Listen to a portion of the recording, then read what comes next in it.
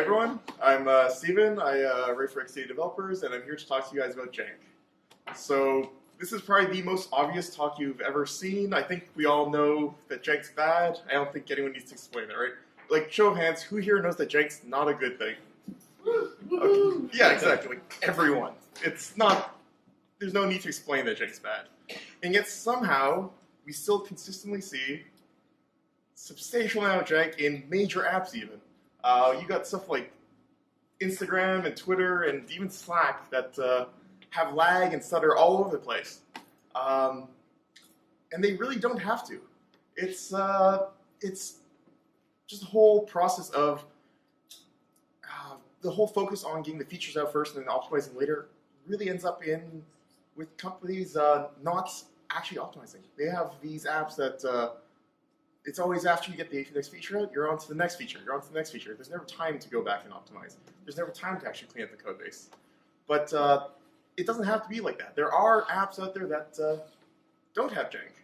There's apps that you don't see stutters and drop frames and other stuff like that. For those that aren't familiar, this is the Android profiling for frame rates. Every time you see a bar go over that little green line there, that means the frame is dropped.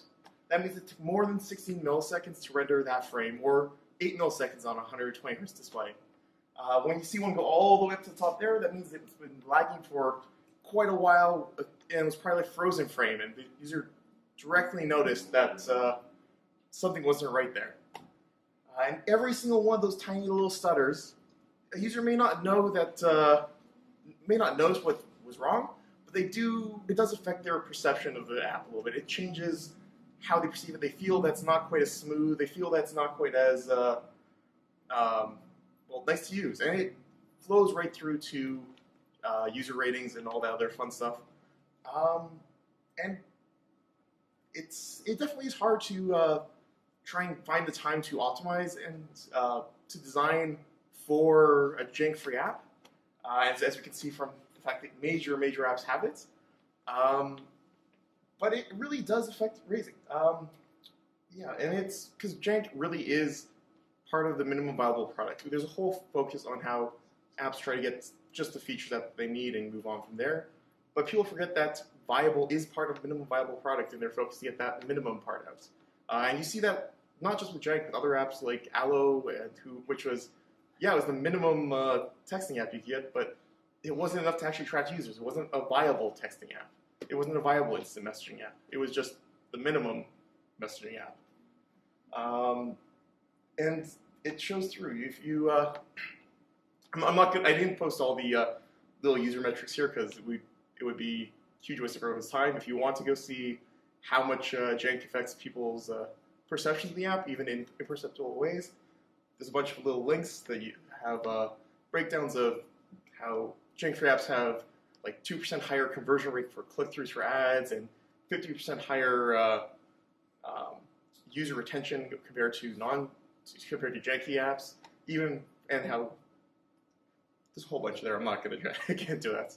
But there are specific benchmarks that you kind of have to keep an eye out. As I mentioned earlier, 60 milliseconds to render a frame results in stuttering. 700 milliseconds is what's called a frozen frame. That's when really users start directly noticing that something's wrong with the app, instead of just small feelings of not being so great. But we have tools to try and prevent those, all that jank, etc., and try to detect it before it actually happens and fix it and actually optimize properly. Android has some great ones built in, like the Android Profiler and SysTrace, which if you actually sit down and take time to use them, make a huge difference, which Facebook might want to give a shot at it with Instagram. And they make a difference. It does take time. It takes time away from developing features, but that time results in people liking the features that are already there more. It results in people having a better experience with the apps, better, more enjoyable experience, more likely to recommend the apps to their friends, even if they don't realize why it's a better app. They still do get a different impression for it on some level. They still do feel that smoother. They still do feel that it's not causing them as much frustration. They don't know that it's because it's not hitting that 16 millisecond threshold. But you know, it's nicer to use. And yeah, that's pretty much it.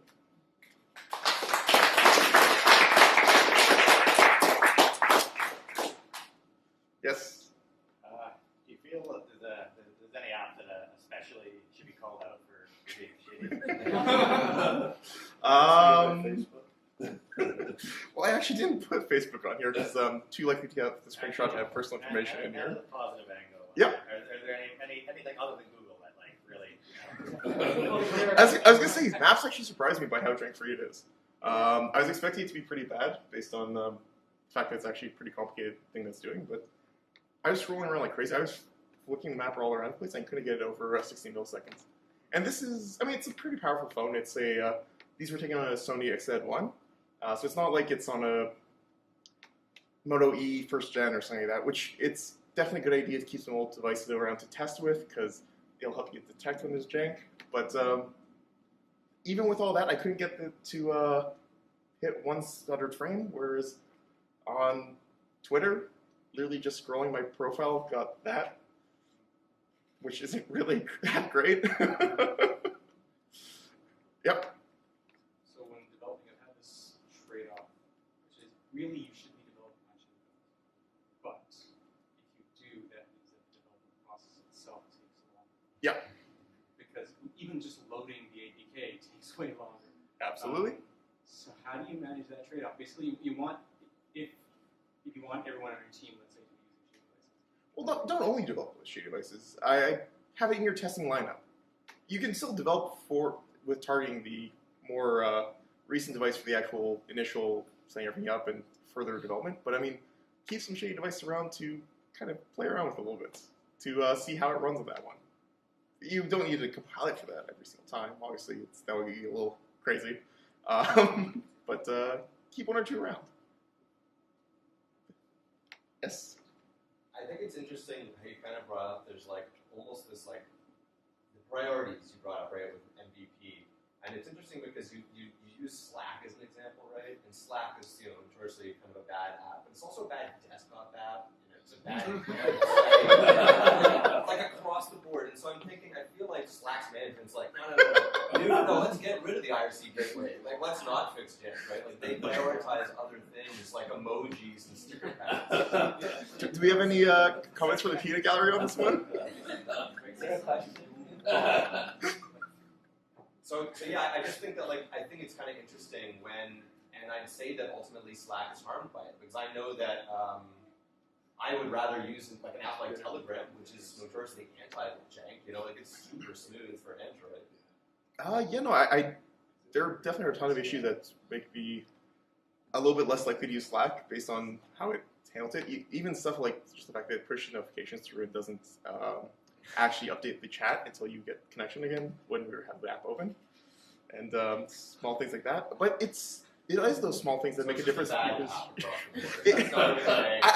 not saying it's a bad app. I still do use it. I have 3 different organizations that I'm involved with that are on there, including GDG Toronto Android. But yeah, there's definitely something they could do to try and optimize. I'm not the dev expert. We have some of those in the stands if they'd like to make any comments. But but yeah. How many of your CrowdStrike examples use React Native? I have no idea. I literally picked the first 3 apps that I thought would be bad, and then 3 apps that I thought might be good, and that was it. I didn't even open up any other apps other than those ones. Instagram doesn't really Instagram's like single-digit adoption of React Native, and it's super low. Okay. Yeah, it's like their settings. Cool. We're gonna try to see how there's For instance, there is any way to On the testing, or? Yes, testing like CI. So, for XDA, we actually have a whole testing script that we've written in Python that imitates screen touches and does a whole bunch of other stuff and dumps the output to a log file on the computer, and it runs for like 8 hours. I do not recommend doing that. That's crazy. To my knowledge, though, Android Profiler and Systrace have some tools built in and some tools that work with them that can help automate some of the testing a bit. I'm not the expert on this. There's other people who have way better knowledge in this room than me, probably. But to my knowledge, there is stuff that can help out with that and make it a little bit easier to do the testing for how well it runs. And